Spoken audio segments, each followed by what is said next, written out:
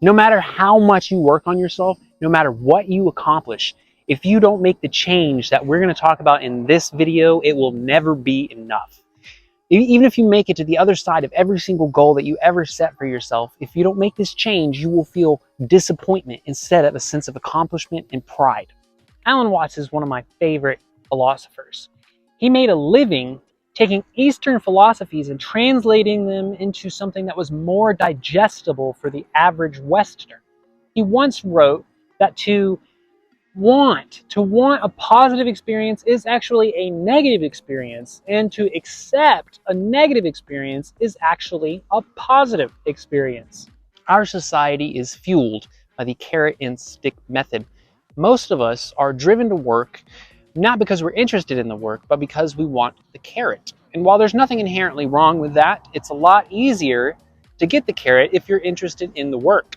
The problem arises when we are unsatisfied with the carrot. When we achieve something worthwhile and instead of feeling a sense of accomplishment, we feel that that wasn't enough, it's because we are more attached to the outcome than we are the process.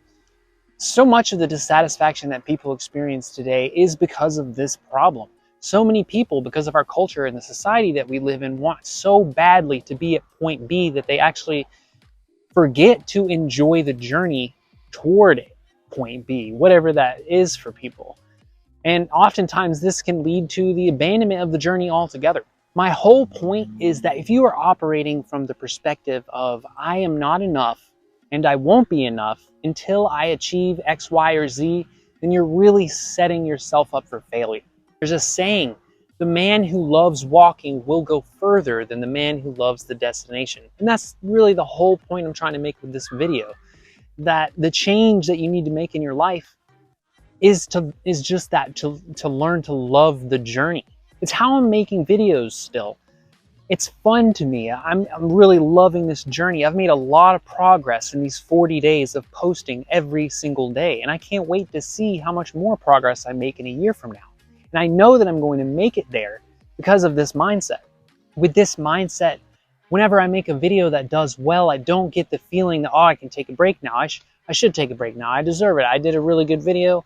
I'm going to take a break. No, I want to get right back into it. I want to keep making more videos. And same goes for the other end of that. If I make a video and it does poorly, I'm not discouraged against making more videos. I, again, want to get right back into it. It's about the chase. It's about going after the carrot. It's not about getting the carrot. It's about going after the carrot. Now, in my opinion, this is fundamentally a spiritual topic, right?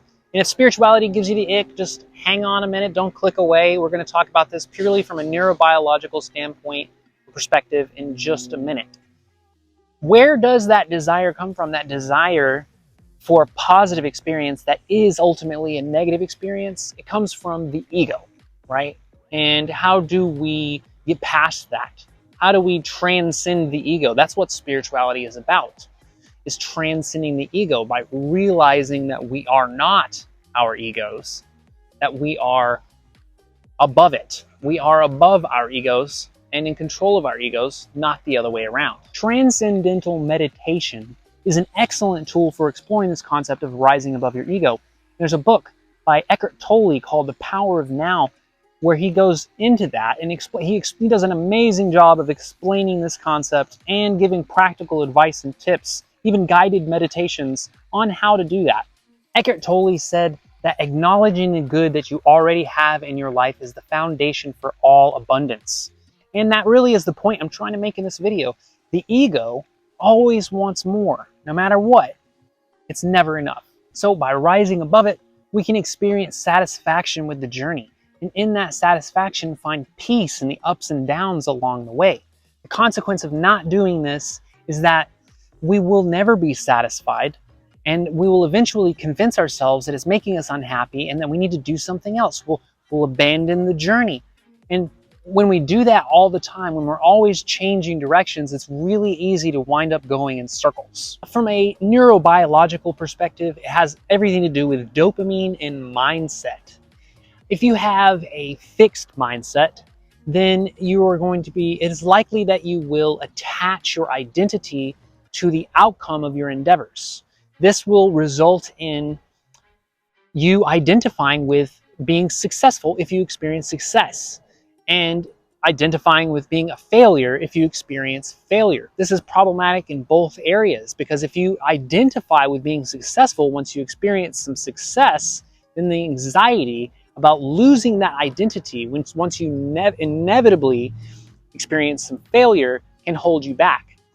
And on the other end of that, also problematic if you experience failure and then identify as a failure because of that, that can prevent you from moving forward. A growth mindset will allow you to see your failures as attempts instead of failures, and keep moving forward and making progress instead of giving up because you're discouraged. When you attach your reward system or your dopamine to the goals, it's not really present during the journey, right? And the only time you wind up getting dopamine is if you succeed in achieving your goal.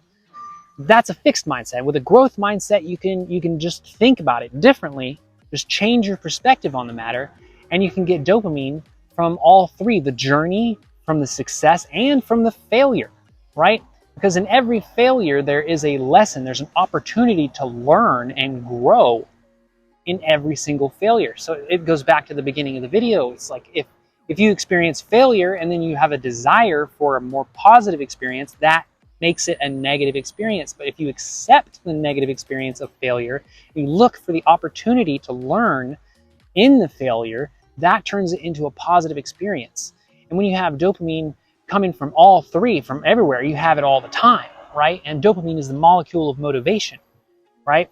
And motivation shouldn't be solely relied upon, right? But is an excellent tool to grease the gears of discipline. Discipline is the path to success for any endeavor that we take on.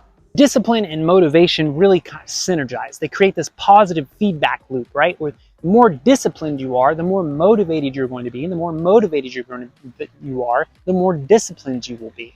Like and subscribe if you enjoyed this video, and share it to help me grow our channel. As always, memento mori, or remember death. We're all going to die one day.